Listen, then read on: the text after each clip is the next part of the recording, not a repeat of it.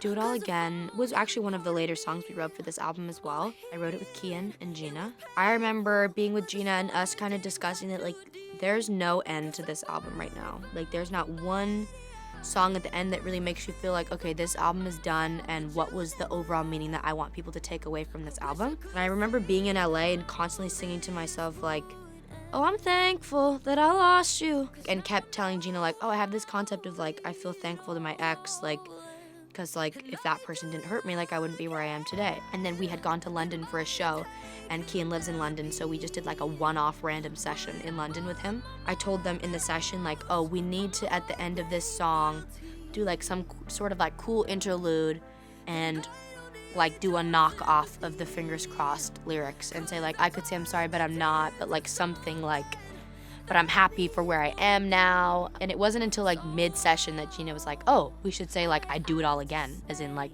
everything happens for a reason. Oh my goodness. Honestly, the song's 4.5 minutes, which is, like, the longest song on the album. It's ridiculous. But after we wrote it, I was like, this is the perfect ending for the album. This is exactly what we wanted. Like, Kian and Gina understood the assignment immediately.